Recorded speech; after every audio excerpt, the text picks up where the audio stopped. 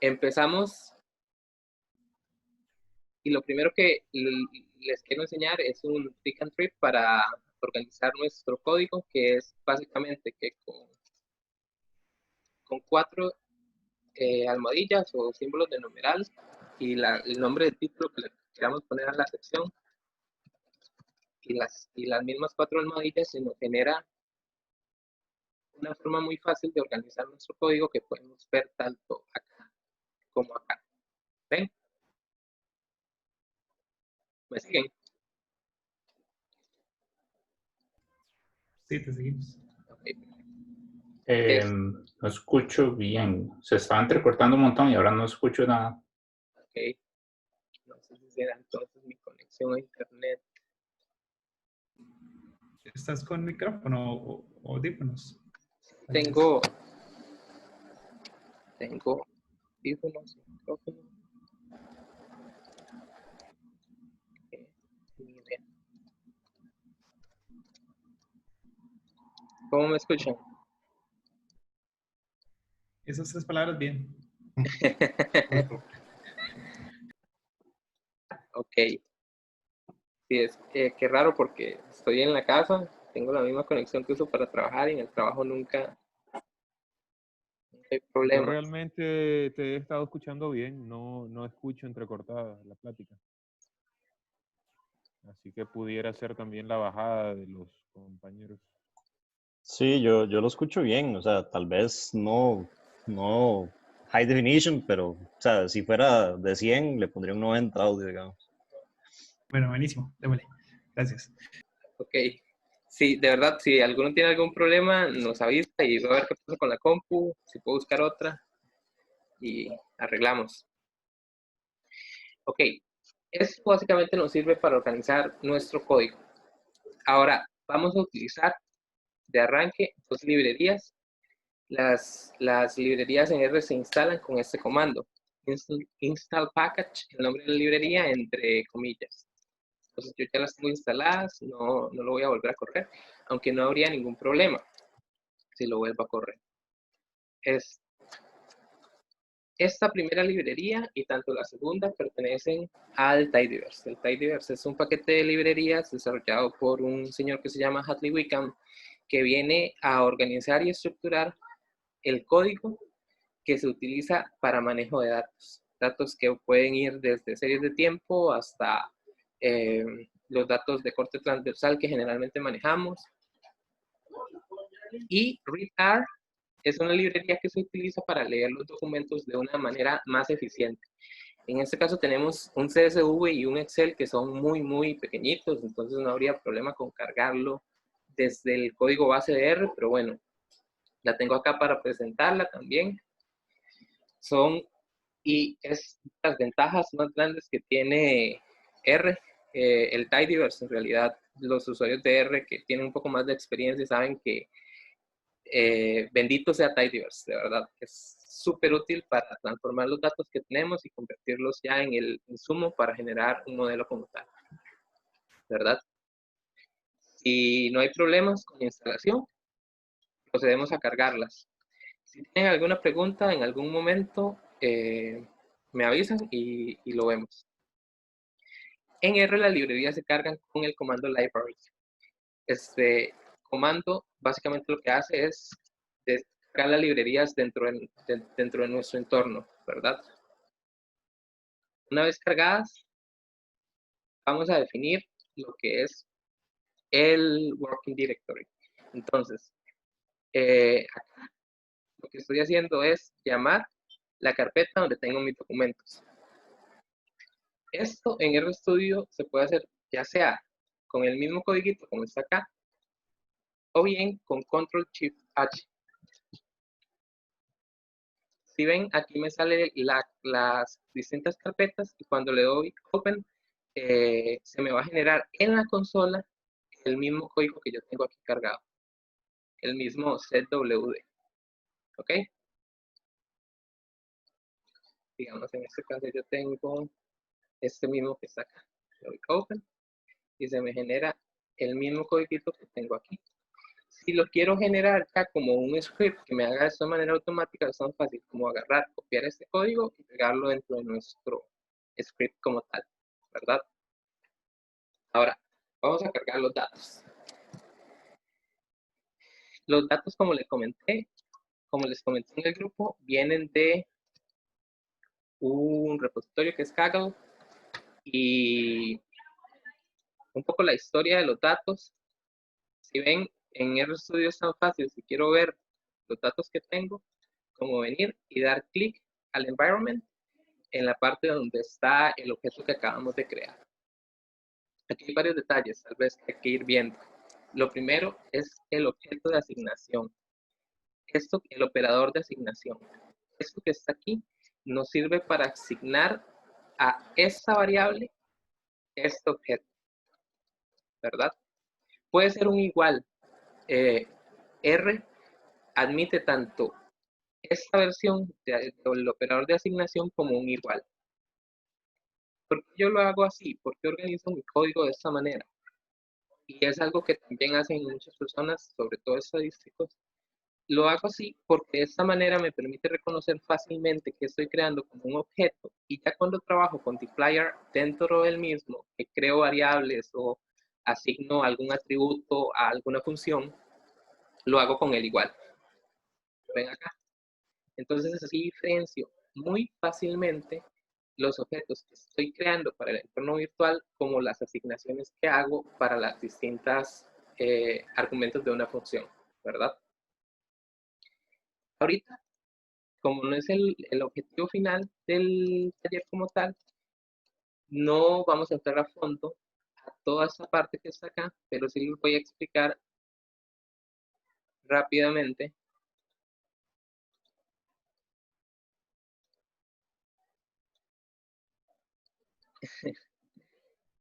Ajá, correcto, con al menos es bien, muy bien Eugenio ahí nos está dando tricks and tricks.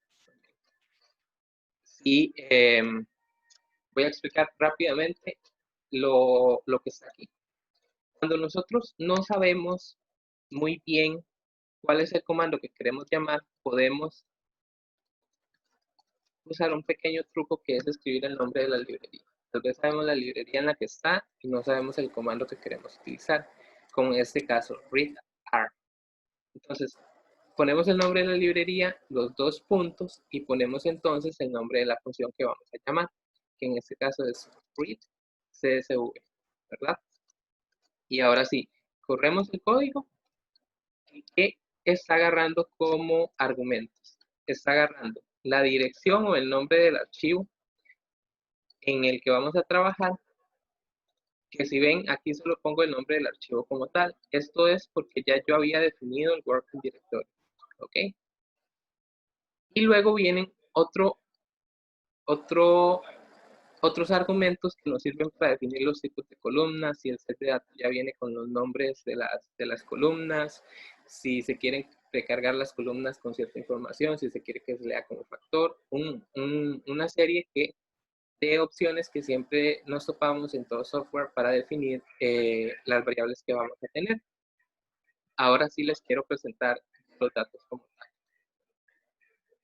Este set de datos, la historia que nos cuenta o lo que está detrás es un conjunto de clientes de una empresa que tienen ciertos servicios asociados, que tienen un tenure que viene a ser la cantidad de tiempo que llevan con la empresa, que tienen un género, una serie de variables aquí, un poco más demográficas, y al final tienen una variable clave que es churn.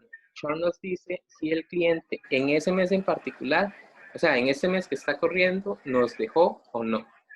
Si es un no, entonces quiere decir que el cliente continúa con la empresa. Si es un sí, quiere decir que el cliente abandonó este mes. También tenemos otras variables como el total del monto, digamos, el monto mensual. Tenemos el método de pago, el contrato.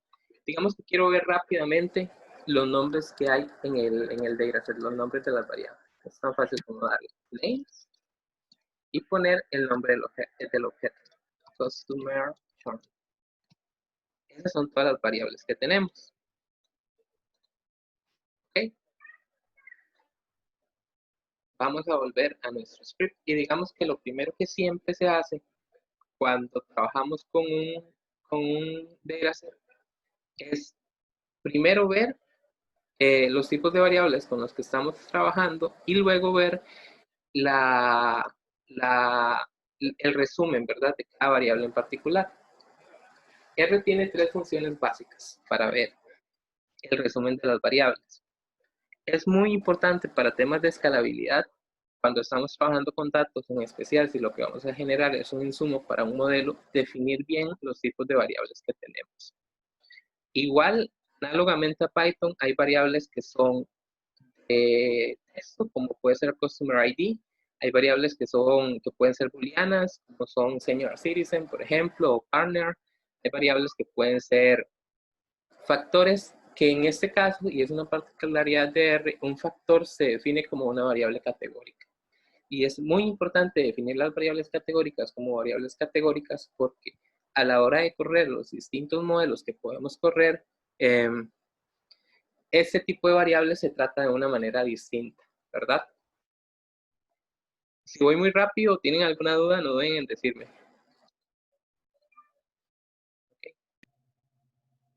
¿Cómo corres una porción de código nada más? ¿O cómo funciona? ¿Estás ejecutando todo al mismo tiempo? Sí, solo selecciono el código que quiero aplicar y le doy Control Enter.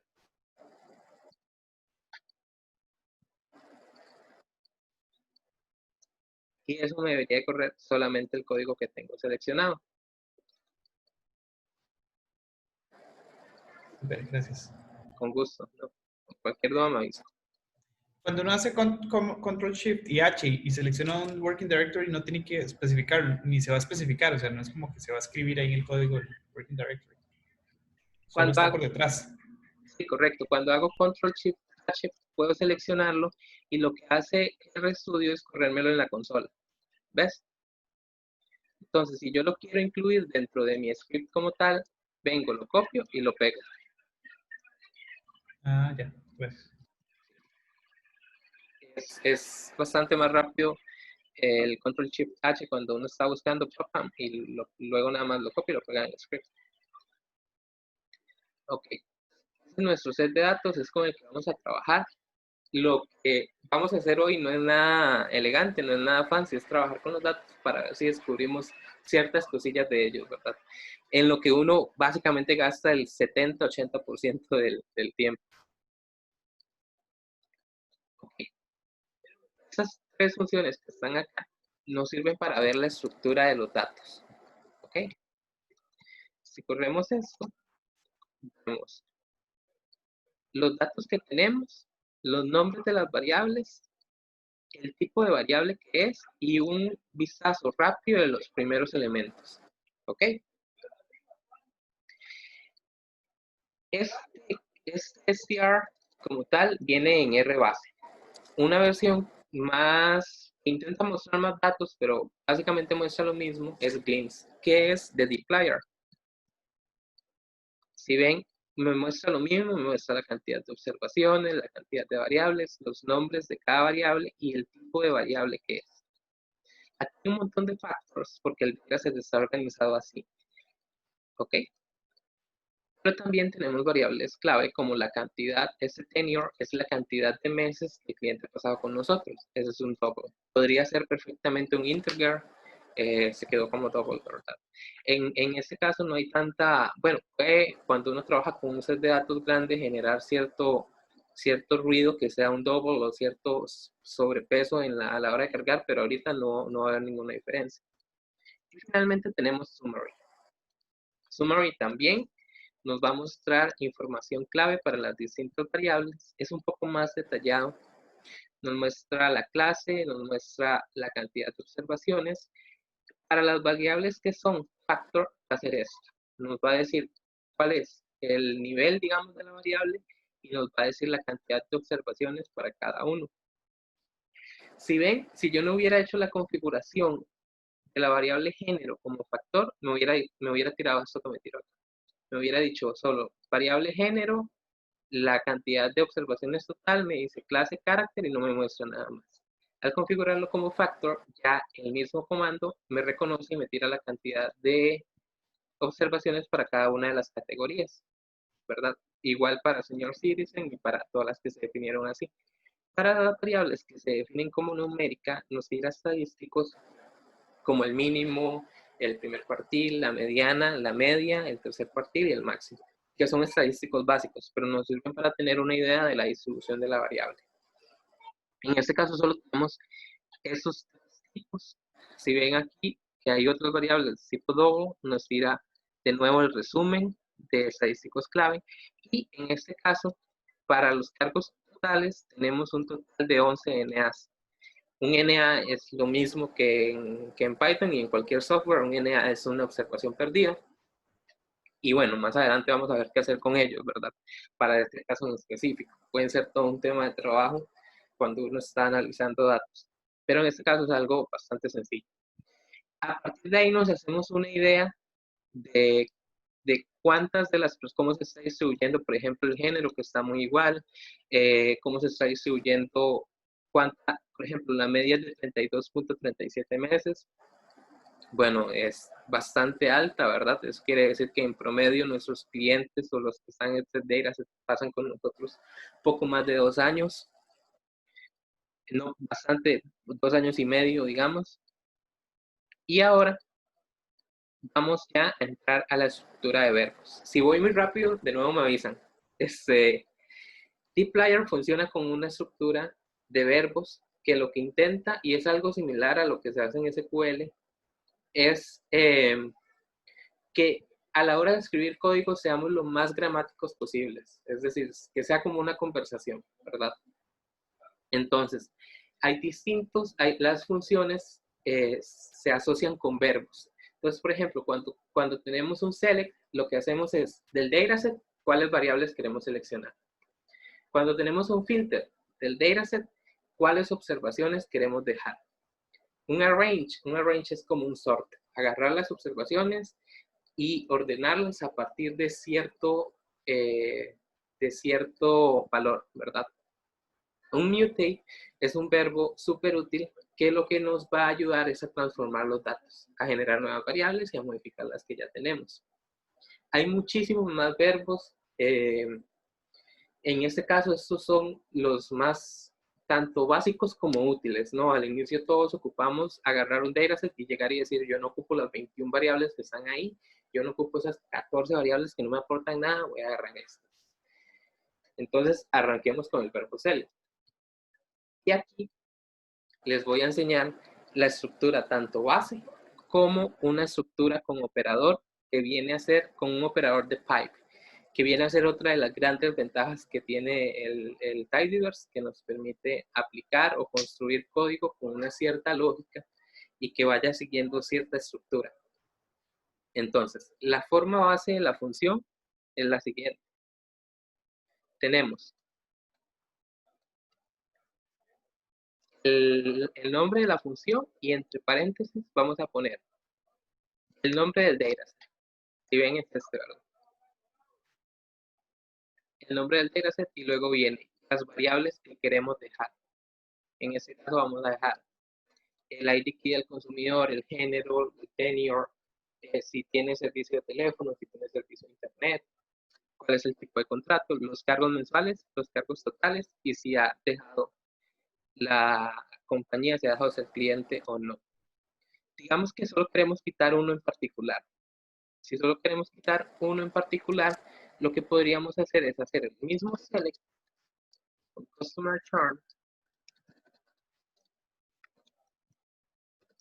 poner un menos y quitar, digamos que no nos interesa tenure por algún motivo, ¿verdad? Si ven, esto que está aquí ya no tiene 21 observaciones, ahora tiene 20. También podemos seleccionar variables con rangos, igual que se hace de la misma manera en que se hace en Python, que podríamos seleccionar de Customer ID a Phone Service, ¿verdad? Y ahí están las variables que seleccionamos. En este caso, como ven, no se me están creando nuevos objetos. no se me están creando nuevos objetos porque yo no tengo ningún operador de asignación ni ninguna variable a la que estoy asignándolo. Solamente estoy corriendo el código y R lo que hace es interpretar que yo no quiero asignar ese resultado a ningún objeto y me lo genera en una visualización o una previsualización dentro de la consola, ¿verdad? Eso es muy útil cuando no sabemos si la forma específica que queremos es la que vamos a generar con el código, y es muy rápido y fácil hacerlo, ver el resultado y decir, ok, esto es lo que quiero, ahora sí lo voy a asignar al objeto en particular. Aquí no lo hice porque les quería enseñar esta primera forma base y ahora les voy a enseñar la forma con el pipe. Aquí ya sí vamos a generar un objeto porque aquí está el operador de asignación, ¿verdad? Si yo hago eso que está aquí, esa primera línea, lo que va a hacer es crearme el objeto, el borrador, digamos el draft, pero no estoy aplicando nada más, ¿verdad? Este operador que está aquí, lo pueden escribir fácilmente con Control Shift más M, es el identifier y que nos va a servir para básicamente todas las librerías dentro del Tidyverse, incluso algunas que se adaptan al Tidyverse, como GData, por ejemplo, o algunas otras. El operador lo que hace es decirle al código, decirle la siguiente función después de él que agarre como primer elemento lo que está antes. Es decir, esto, ¿verdad? Entonces, vamos a ver.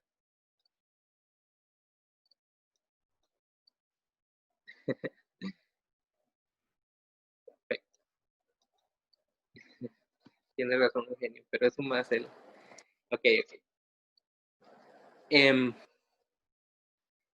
Decirle al código que tenemos, a la función que viene siguiendo el código, que lo que tiene que agarrar como primer elemento, como primer argumento de la función, es lo que está antes del operador. Y todas las funciones que vamos a ver, todos estos llamados verbos tienen como primer elemento el data.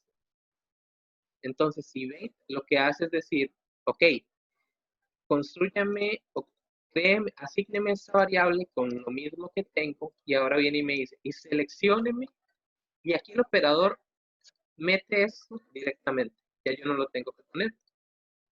Entonces, lo que hace es un poco resumir mi código, organizarlo, darle estructura y tener una lógica de seguimiento, ¿verdad? De continuidad. Si yo corro esto, está acá, automáticamente se me crea el objeto y me hace la selección de variables. ¿Ok? Aquí no me lo corrió porque tengo otro operador acá. Muy importante. Y aquí no me lo corrió porque estaba agarrando el otro. Listo. Ven, ahora tengo en el draft, en el borrador, las 10 variables que seleccioné aquí. Ok, lo vamos a observar. Tengo la misma cantidad de observaciones, pero ahora tengo un total de 10 variables que son las que por X motivo me interesa analizar, ¿verdad? Ahora digamos que yo vengo y digo, mira, es que no me interesa esta paperless billing. Entonces, ¿qué puedo hacer? Bueno, lo hubiera podido quitar desde un inicio, pero por motivos didácticos, digamos que me equivoqué, la dejé. Y ven que aplico otro operador. Y el operador, y el operador viene y me dice, ok, agarre lo que está antes de, y lo que está antes de es todo esto, ¿verdad? Entonces, ya no me va a aplicar ese último select sobre el primer dataset, sino que me lo va a aplicar sobre el resultado de la operación anterior, sobre el resultado del primer select. Si ven, ahora tengo 9 variables, que son exactamente las mismas, pero sin esta variable, ¿verdad? Más adelante vamos a ver cómo seguir utilizando el operador. El pipe es súper útil, la verdad.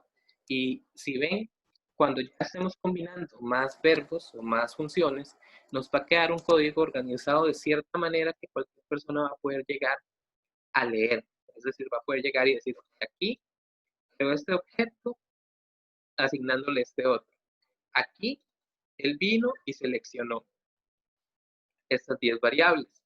Aquí, por algún motivo, él quitó esta variable. Y listo. Esto es lo que les decía, que pueden seleccionar con un rango, ¿verdad? Esto que está acá es súper útil también cuando tenemos muchísimas variables y cuando algunas tienen un nombre que sigue cierta estructura. Lo primero, volver a mencionarles que al correr este select yo no estoy generando un objeto porque no lo estoy asignando. Pero es muy útil porque les quería enseñar cómo esta opción contains lo que hace es llegar y leer los nombres de las variables en nuestro dataset y dejarlas que contienen esta parte de texto. Entonces nos deja monthly charges y total charges, ¿verdad? Luego también podemos hacerlo con endSplit, que lo que viene a hacer es básicamente lo mismo, pero solo con las que terminan en esa línea de texto específico, en ese texto específico. Y también podemos usarlo con start with. Entonces, cuando tenemos muchísimas variables y tal vez, qué sé yo, viene Revenue 2019, Revenue 2015, y vienen todos los años, bueno, es tan fácil como poner que seleccione todas las que empiezan con Revenue, ¿verdad? Y no hay que poner toda la lista de variables como tal. Eso es el verbo select. Si ven, es súper sencillo. Es análogo, tal vez algunos que hayan trabajado con SQL lo pueden notar, es análogo a lo que se hace con SQL. Es incluso la misma palabra. Y ahora vamos a un verbo súper útil como es filter. Un poco para recordarles las operaciones booleanas que son análogas en Python y en cualquier software que estemos usando. Que vamos a señalar la igualdad, es decir, la equivalencia como un doble igual. La diferencia como una exclamación igual. Esto claramente es un menor que y un mayor que, o como lo quieran ver en realidad. Para el caso de los textos es igual, tiene que ser, o sea, la variable tiene que coincidir con mayúsculas y minúsculas. En este caso, si corro esto, van a ver, bueno, vamos a correrlo cada uno para que vayamos bien. Si yo corro esto aquí, voy a ver que él me va a tirar un true, porque efectivamente 1200 es igual a 1200. Si yo quito uno de los iguales, él me lo va a asignar. De hecho, no estoy seguro si me lo asigna. No, me da error. Y no me lo asigna porque esto que está acá es un número. Entonces le estoy asignando un número, otro número. Esto que está acá nos va a decir que es falso, porque efectivamente 1200 es igual a 1200. Igual para estas dos, ¿verdad?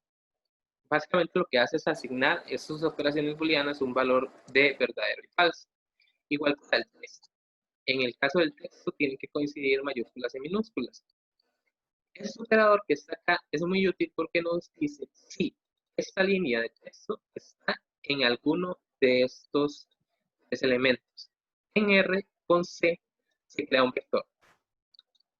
En este caso no lo estoy asignando a nada, voy a poner aquí A, voy a poner. Y si ven, aquí crea un pequeño vector. ¿Con cuáles elementos? Los que están aquí adentro. Ahora, si yo vengo y aplico ese operador INT, lo que voy a ver es que efectivamente esta rica está en alguno de los elementos de ese vector. ¿Lo ven? Ok. El verbo filter se alimenta de estas operaciones booleanas para poder hacer esos filtros específicos que queremos. Vamos a ver dos ejemplos. Digamos que yo vengo, veo los datos y digo, mira, tengo aquí en cargos totales 11 NAs. Y digo, no, tengo que investigar la causa por la que esos NAs son NAs. ¿Qué pasó? ¿Hubo algún error? ¿No se cargaron bien los datos? Y descubro ser que aquí en Tenure tienen un 0. Entonces, ¿qué me está diciendo esto? Que estas personas en particular o estos clientes como tal no tienen ningún mes de pertenecer de ser nuestros clientes, ¿verdad? Entonces, lo que podemos llegar a determinar es que están aquí por un error o que simplemente son contratos que ni siquiera llegaron a a existir en el periodo dado y que tal vez entren en el otro, o tal vez el cliente por algún motivo se tiró para atrás y decimos, no nos interesa tenerlos, los vamos a eliminar. Entonces, podemos hacer filter para eliminar estas observaciones que están acá. Podemos utilizar el verbo filter, ¿verdad? Entonces, lo que hacemos es, le decimos al verbo que nos agarre con el operador. Bueno, voy a poner aquí la forma base para que lo veamos más claro. Forma base. Y esto sería el filter. Siempre en las funciones de dplyr va la data primero. Entonces sería draft, customer churn, y luego vendría la operación que queremos como tal, ¿verdad? Entonces en este caso voy a decirle que el tenure sea diferente de 0. Y eso que está ahí, si ven, nos va a tirar porque no lo asigné a ningún elemento. Nuevamente no hay un operador de asignación, no estoy creando ningún objeto dentro del ambiente de R. Entonces me va a mostrar un preview. Y me dice que hay 9 variables con 7032 observaciones, ¿verdad? Y el objeto original tenía las mismas 9 variables, pero tenía 7043 observaciones. Entonces sí, efectivamente se está aplicando el filtro que queríamos aplicar. Otra opción era hacerlo con el operador. Si ven, es el mismo verbo filter, pero lo que hace el operador es decirle al verbo que como primer elemento agarre la data. Y aquí, de igual manera, no hay un operador de asignación. Si yo corro esto, lo que me va a tirar es el preview en la consola. Para ya generarlo como un objeto, ocupo el operador de asignación y antes de ese operador, el nombre del objeto que quiero, ¿verdad? Ahora digamos que yo quiero aplicar sobre el mismo, o sea, quiero filtrar las observaciones, pero quiero filtrarlas con otras características. Entonces voy a venir, voy a aplicar el mismo filter. Lo que hago es, uso el operador, el pipe. Primero tengo el set de datos, pongo el operador, escribo la función que voy a usar, que es filter, pongo el primer filtro, que sería que tenure sea distinto de 0, y luego vengo y le digo a R, ok, ocupo que me filtre aquellos elementos de Internet Service que sean igual a DSL, o bien que sean igual a fibra óptica, ¿verdad? Ahí la coma es un AND, o... Aquí la coma, sí, muy buena pregunta, perdón. Aquí la coma lo que hace es separar los filtros que quiero aplicar. Entonces, efectivamente, en la comparación con SQL sería como un AND, efectivamente. Esto que está acá nos va a funcionar como un O también, ¿verdad? Entonces, si ven aquí, claro, ya yo apliqué ese filtro y tengo un montón menos de operaciones, de observaciones. Me va a generar en el Internet Service solo observaciones que tengan DSL o fibra óptica, ¿verdad? Eso se puede combinar de múltiples maneras. Puedo llegar y decir, me interesa solo la gente que tiene tenure más de 12 meses. Entonces vengo acá y en lugar de poner un diferente de 0, pongo un mayor de 12. Me interesa solo los que no tienen servicio de teléfono por algún motivo en particular, ¿verdad? Tengo una pregunta. Entiendo que, o sea, cada línea dentro del filter es como un bloque que tiene que cumplirse true todo, me imagino, para que te retorne la fila. ¿Cómo harías un AND en una misma línea? Un AND en una misma línea, perfecto. Digamos que ocupo que esta variable que está acá, Internet Service, sea DSL y que el contrato sea de 1 año. ¿Es así? Entonces es tan fácil como venir, hijo de pucha, se me acaba, qué vergüenza, de verdad, se me acaba de olvidar el operador de I para R. Cosas que pasan cuando uno trabaja tanto con software. Vamos a buscarlo rápidamente en internet. El ampersand. Ah, es este, ¿verdad? Sí, este tiene que ser este. Correcto. Perdón. Entonces, en resumen, cada línea es como un grupo dentro de un paréntesis, digamos. Ajá, correcto. Digamos, si yo quisiera que dos variables como tal me cumplan con cierta condición, lo puedo hacer con un i así. Y entonces es lo que va a hacer es llegar y fijarse en los dos al mismo tiempo. Si yo filtro uno y luego filtro el otro, me puede generar inconsistencias en el objetivo que tengo, ¿verdad? Entonces, si quiero que primero me filtre, si quiero que lo haga al mismo tiempo, lo puedo hacer con un i. Igual con un o. Pero sí, también en realidad, si no hay, lo que estoy pensando es que el i siempre se puede hacer con la coma también. Sí, claro, porque si yo vengo y entonces filtro primero los que tienen DSL y luego filtro los que tienen, por ejemplo, un mes de contrato, no va a haber ningún problema. Claro, porque todas tendrían que ser true, todas las filas. Ajá, correcto. Tendría que ser los casos en los que no, por ejemplo, en un O sí podrían haber problemas, ¿verdad? Sí, los dos son los que te joden. Ajá, correcto. Los dos tienen que ir en bloques. Correcto, correcto, porque si yo filtro primero DSL ya no voy a tener ninguna fibra óptica. ¿Verdad? No sé si quedó claro eso. Básicamente es como los paréntesis de la multiplicación. A veces encerrar entre paréntesis hace que una prueba lógica se ejecute primero y después ajá, correcto. verifica la otra. Correcto, efectivamente. Sí. No hay ninguna pregunta, podemos seguir. Esa es otra manera bueno, esto lo que nos viene a preguntar es si los elementos que están acá son NA. Y de hecho es la que usé para asignar al mismo objeto el resultado de esta operación. Si ven, aquí lo que estoy haciendo es, ok, agarro nuestro dataset y lo asigno a él mismo. Eso lo que hace es caerle encima, pero le cae encima con la operación del verbo que estoy aplicando seguidamente. Aquí en ninguno de estos yo generé ningún objeto. Aquí estoy generando un objeto que es el mismo que estaba antes y lo va a llegar a reemplazar, ¿verdad? Ok, lo vamos a hacer. Si bien tengo 7043 observaciones y ahora tengo 7032, ¿verdad? Y listo, nos borramos los NA. Así de sencillo. Ya tenemos el dataset integral, ya no hay ningún NA. Y esto sería lo que se llama en R un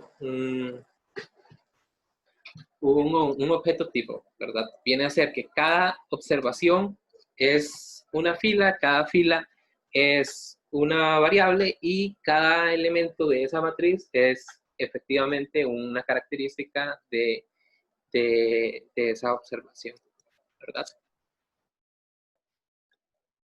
Un objeto type. Ahora vamos con el verbo arrange. Este verbo es muy sencillo y lo que nos hace es organizar nuestros datas. Tal vez queremos ver la información de mayor a menor o de menor a mayor con respecto a una variable y nos lo va a ordenar así de sencillo. Entonces aquí primero viene todo lo que tenga un mes. Ya no hay personas que tengan o ya no hay clientes que tengan como mes 0 y no los hay porque precisamente se filtraron, ¿verdad? También se puede ver en orden descendiente, tan fácil como añadir a la variable por la que queremos a la variable por la que queremos ordenar el dataset un antes. Nuevamente, si ven aquí, esta primera parte no se está generando ningún objeto y es la forma base de la función como tal. Viene el dataset y seguidamente la variable por la que lo queremos ordenar. Aquí podemos poner varias variables, si yo lo quisiera ordenar por tenure y por cargos mensuales, o por los cargos totales, o por si nos ha dejado o no, es sencillo como poner una coma y el nombre de la variable.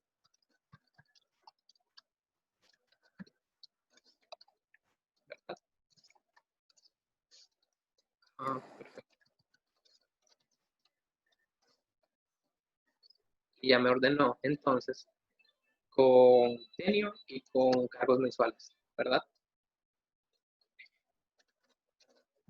Ahora lo que vamos a hacer es, usando esa misma función asignarlo al mismo objeto que teníamos antes. Si ven aquí no uso ningún operador porque básicamente lo que estoy haciendo es una misma función que me queda muchísimo más sencilla en una sola línea. Igual, si estuviera trabajando con distintos verbos, yo personalmente lo haría con el pipe para que el código como tal siga cierta estructura y para que la persona que lo lea a final de cuentas diga, ah, ok, venía, hizo un select, luego hizo un filter y luego lo ordenó, ¿verdad? También por claridad. Tenemos luego, y ese es uno de los verbos más importantes que hay, el verbo mutate, ¿ok? Es esencial dentro de la modificación y creación de variables. De hecho, es el verbo que se usa para eso, entonces no es que sea esencial, es que para eso se usa. Y es, en realidad,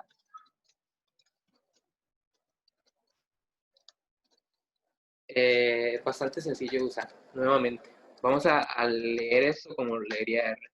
Voy a asignarle a este objeto este dataset que está acá, pero antes de hacer eso, voy a venir y voy a hacer esta operación que está acá. ¿Ok? Entonces, con el verbo mutate podemos crear y modificar variables que existían previamente o bien crear nuevas, ¿verdad?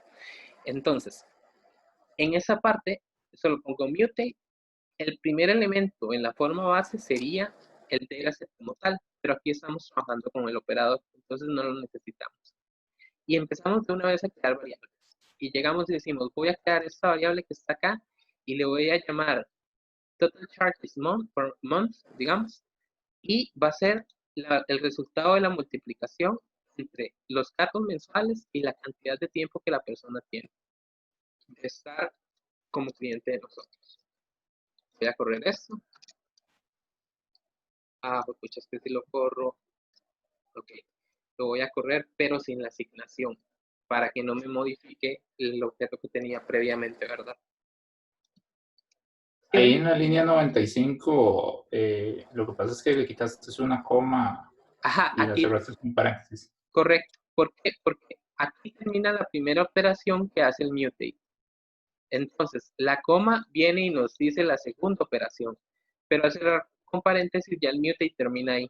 Es solo para que veamos este resultado que está acá, ¿verdad? Ok. Ok.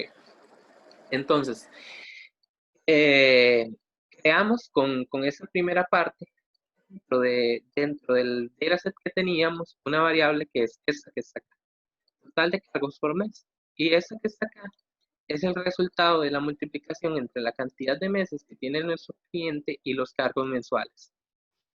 ¿Ven? Ok.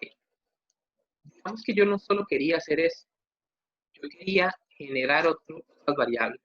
Entonces yo vengo, pongo una coma y resalta la otra variable que le voy a decir que me cree, que va a ser la diferencia, difference.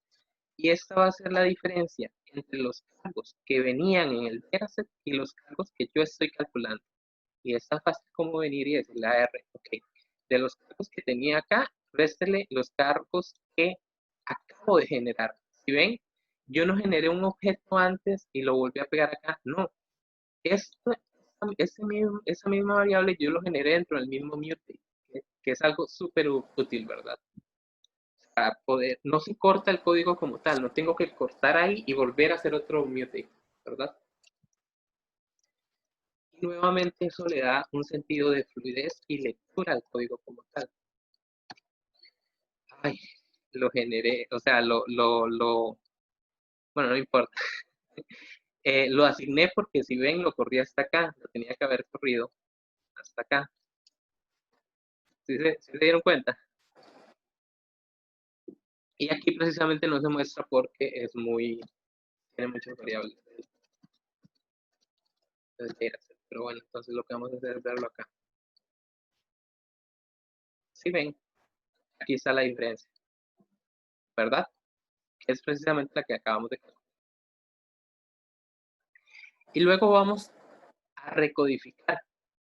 Vamos a llegar y vamos a decir, ok, quiero que el phone service sea, y aquí uso otra función, y aquí les voy a dar un truco, que es usar, ok, tal vez no sé para qué sirve una función, me lo topé en el código de un colega y quiero ver qué está haciendo, ¿verdad? Es tan fácil como dar aquí en la consola, a preguntarnos el signo de pregunta y poner el nombre de la función o, digamos, sí, función como tal. Le doy, voy a ver case when porque por X motivo no la conozco, no sé qué hace, y le doy enter. Y entonces lo que me viene a decir es, ok, ese case when es análogo a lo que sería en SQL. Y me da una pequeña descripción, esta función te permite vectorizar, bla, bla, bla. Luego vengo, veo los argumentos que tiene y en algunos casos vienen ejemplos. Entonces, sí, yo me puedo dar rápidamente cuenta de qué está haciendo una función o cuáles son sus argumentos, por ejemplo, ¿verdad? Digamos que por algún motivo se me olvidó que hace un... Ok, aquí tengo dos filters porque están en dos librerías y vengo y digo, ok, este es el de dplyr. Usa filter cuando tengas que elegir y si ven es súper fácil hacer una consulta de alguna función. En este caso vamos a revisar case when. Como ya les mencioné, es análogo a lo que sería para el caso en SQL, los que tengan experiencia. Y lo que viene a hacer es, vamos a verlo con el ejemplo. Digamos que aquí se está creando un vector del 1 al 50 y nos viene a decir, ok, cuando x sea divisible, este es el operador módulo, sea divisible entre 35 y el, bueno, cuando, tal vez ese ejemplo es complicado porque es con un módulo. Tal vez aquí, ok. Está creando una secuencia que va de menos 2 a 2 y los divide cada punto 5. Entonces viene y me dice, ok, cuando la variable como tal sea mayor o igual que 0, entonces calcúleme la raíz cuadrada de ese primero, ¿verdad? Y en todos los otros casos, déjeme el y. Aquí, yo generalmente uso case cuando tengo más de 3 categorizaciones, digamos, cuando tengo sí, no, no sabe, o cuando tengo sí, tal vez, o sea, cuando hay varias, o bueno, malo, considerable, entonces en esos casos se podría usar un case porque tengo más de 2. Lo muestro acá porque de verdad es súper útil. El if else, perdón, es bastante más sencillo de usar, pero no es tan útil porque solo me sirve para cuando tengo 2. Entonces aquí, bueno, tal vez si siguen interesados en el tema, podrían buscar el if else. Aquí lo vamos a aplicar con un case when y lo que hace es llegar y recorrer. Se fija en esa variable, en onService, ¿verdad? Viene y dice, ok, cuando yo tengo un no, cuando en onService es igual a un no, asígneme un 0. Entonces él va a venir, se va a fijar en cada uno de estos y cuando haya un no, va a cambiar el no por un 0. En todos los demás casos asígneme un 1. Entonces, cuando él viene y no encuentra un no, él va a asignar un 1. Aquí, con esta coma, lo que hago es separar las condiciones, ¿verdad?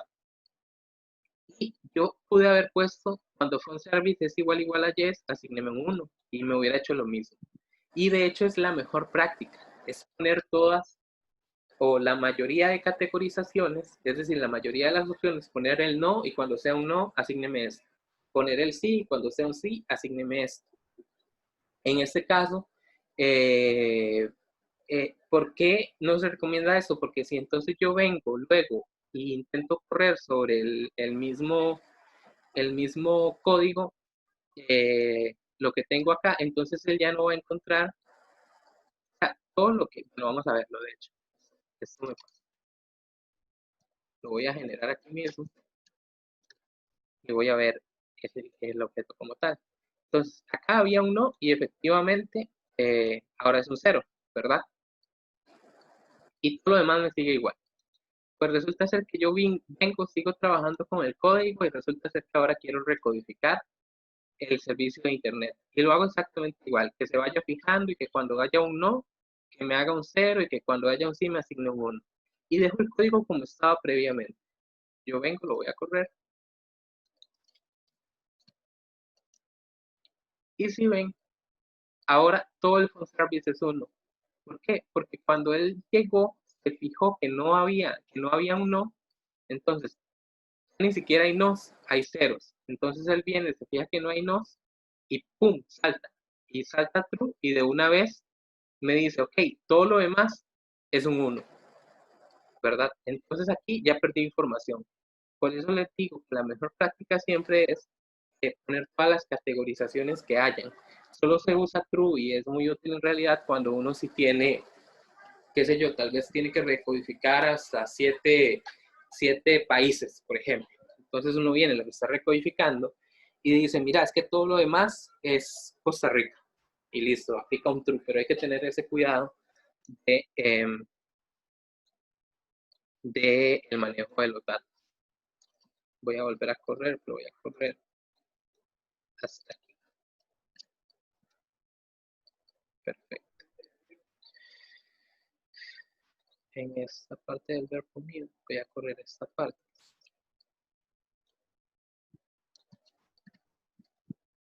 Ok. Listo. Seguimos. Vamos. Ok. Estos serían como los verbos que nos sirven para crear variables que estén dentro de, para modificar al final de cuentas nuestro data frame, para seleccionar columnas, filtrar observaciones, organizar nuestros datos y crear nuevas variables. ¿Qué pasa si queremos sumarizar la información? Los siguientes dos son verbos que nos sirven precisamente para eso. Para agrupar nuestra información y sumarizarla, ya sea por distintos estadísticos, para contar observaciones, o sea, sumarizarla de cualquier forma, ¿verdad? Generar ya, agrupar esa información como tal y generar información que nos pueda servir de insights, ¿verdad? Para eso tenemos el verbo group by y el verbo summarize, ¿ok? Ok. Si ven aquí, nuevamente no estoy haciendo ninguna asignación, les estoy presentando un nuevo verbo, group by. Ese nuevo verbo funciona exactamente igual que todos los anteriores. Va primero el dataset con el que se quiere hacer base y luego las variables por las que queremos agrupar la información. En este caso lo vamos a agrupar por contra. Un primer inicio, en un primer vistazo, lo único que está haciendo es, bueno, en realidad no está haciendo nada, pero de fondo lo que está haciendo es agrupando la información. Es decir, R, al correr este comando, ya sabe que todo lo que es 2year corresponde a un grupo, que todo lo que es 1year corresponde a otro grupo, y así para cada una de esas observaciones. Vamos a ver cómo funciona con el summarize, ¿verdad? Y aquí lo que estoy haciendo es, nuevamente, agarro el set de datos que tenía anteriormente, aplico la función group by y sigo aplicando. Si ven, aquí cambio de función. Y igualmente, como en R, como en dplyr, perdón, lo que le importa en el primer argumento siempre es el data que se esté utilizando. Entonces el pipe viene y nos dice, ok, este summarize va a agarrar inmediatamente lo que está arriba de él, que es esto. Pero esto obviamente había agarrado esto, ¿verdad? Es como la lógica. En esa parte de summarize vamos a crear y al final de cuentas van a ser las variables con las que nos vamos a quedar, porque él está agrupando la información. Vamos a crear una variable permanencia que sea igual al promedio de la cantidad de meses que esas personas han estado con nosotros. Cantidad que van a ser la cantidad de observaciones, y este n, eso es lo que está haciendo, la cantidad de observaciones para cada uno de los contratos. Y esta permanencia también va a ser el promedio para cada uno de los contratos, porque ya están agrupados. Y finalmente el monto mensual va a ser el promedio, los montos mensuales para cada uno de los grupos. Aquí en realidad me faltó poner promedio aquí y promedio aquí, porque si yo hubiera querido generar la suma de los montos totales, ahí le pongo suma. Okay. Y eso lo que hace es que en lugar del promedio me genere la suma para cada uno de esos contratos. Programámoslo para que lo veamos. Listo. ¿Sí ven? Entonces, para los clientes que tienen contrato mes a mes, el promedio de permanencia es de 18 meses. La cantidad de clientes es de 3.875. y el monto mensual total vendría a ser de 257.294. Esta información, eso es precisamente lo que les decía que hace el grupo. Ahí le dice a R, esto es un grupo, esto es un grupo y esto es otro grupo, ¿verdad? Digamos que me interesa ver el promedio. ¿Ok? Listo. Si ven, aquí cuando lo tenía de manera con el monto total, claramente el monto total era muchísimo más alto para los clientes que son mes a mes, pero hay muchos más clientes. Entonces, cuando veo el promedio, veo que se normaliza un montón, ¿verdad?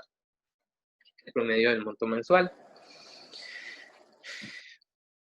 Nuevamente, aquí no estoy generando ningún objeto porque no lo estoy asignando. Aquí tampoco lo estoy haciendo y si estoy viendo estas dos líneas son exactas. Ah, no, aquí lo estoy agrupando por si nos dejó o no, ¿verdad? Entonces, tengo dos grupos. Tengo que no nos ha dejado, es decir, que la persona o el cliente sigue con nosotros, y tengo que el cliente nos dejó en este mes. Entonces, voy a ver lo mismo, voy a ver la permanencia, la cantidad de clientes que siguen con nosotros y que nos han dejado, y la cantidad, el promedio mensual. Entonces, vemos que la permanencia para los clientes que nos dejaron es mucho más baja, ¿verdad? O sea, los clientes que nos han dejado tienen en promedio, el grupo como tal, menos meses con nosotros, tenían menos meses con nosotros. Aquí podemos hacer, o sea, con el Group by podemos agarrar la información y agregarla de distintas maneras para ya ir viendo insights de la base de datos como tal. Ver esta clase de cosas. Digamos que yo vi esto y digo, mira, yo quiero ver la relación que existe entre la cantidad de meses que han estado con nosotros, los montos mensuales que gastan esos clientes, y lo quiero ver separado por si el cliente nos dejó o no. Entonces, hasta aquí, estos son los verbos básicos de dplyr como tal. Como les digo, son básicos. Espero, y el objetivo principal era dejar clara la estructura de los verbos como tal, que siempre viene primero el set de datos y que luego ya vendrían los argumentos de cada función. Y ahora les quiero mostrar un poco como un spoiler, digamos, de otra librería que es ggplot, que pertenece también al tidyverse. Vamos a hacer un pequeño grafiquito que espero que comunique lo que quiero comunicar. Es este que está acá. Si ven, es muy sencillo, son dos líneas de código. Y lo que quería mostrarles es cómo se organizan los clientes que sí nos han dejado y que no nos han dejado en base a la cantidad de meses que han estado y los cargos mensuales. Entonces, ¿qué pasa? Que claramente cuando el cliente tiene más tiempo, que es lo que vemos acá, en el eje, es cuando él va teniendo más tiempo, nos van dejando menos, ¿verdad? También nos dejan menos cuando tienen más tiempo y gastan más. ¿Qué está pasando? Lo que el insight valioso que yo diría, ok, los clientes que tienen muy poco tiempo nos están dejando independientemente del rango en el que, del rango del monto mensual que estén gastando, nos están dejando independientemente. Pero se marca mucho más en aquellos clientes que están pagando más, entre $60 tal vez y $100. Ven que hay bastante más puntos azules que aquí. Bueno, eso nos dice mucho, ¿verdad? Entonces, ok, ¿qué está pasando con esos clientes? ¿Qué acciones puedo tomar?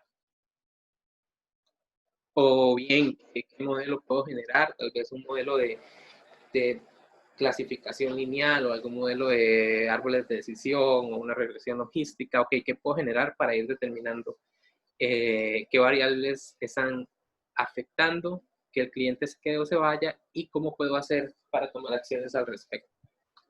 Bueno, eso sería la primera parte. La segunda parte, aunque ya es un poco tarde, era que eligiéramos si hacer una pequeña práctica o enseñarles un poquito los joins, ¿verdad? No sé si hay alguna duda hasta acá.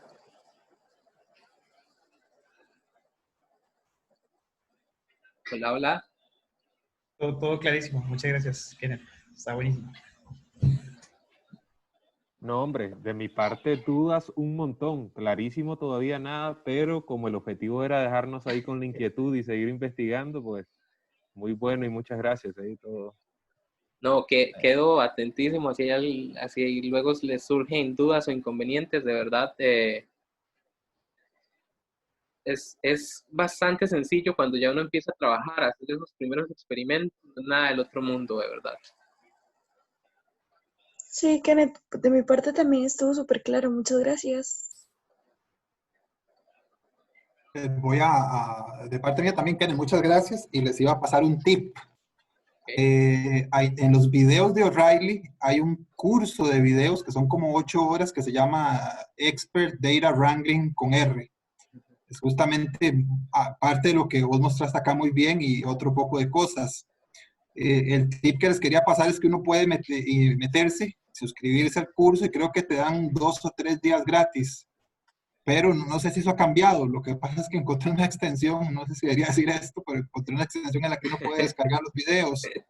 Y lo que hice yo fue descargar todos los videos. Son como 8 horas y es un curso muy bueno de data wrangling. Mucho de lo que vos tocaste está ahí, pero pues claro, te lo dan en 8 horas y con muchos ejemplos. Entonces lo pueden buscar ahí en los videos de O'Reilly. Claro. Sí. Buenísimo, de una. No escuchamos nada, pero gracias. Vamos a ir a hacerlo. Sí.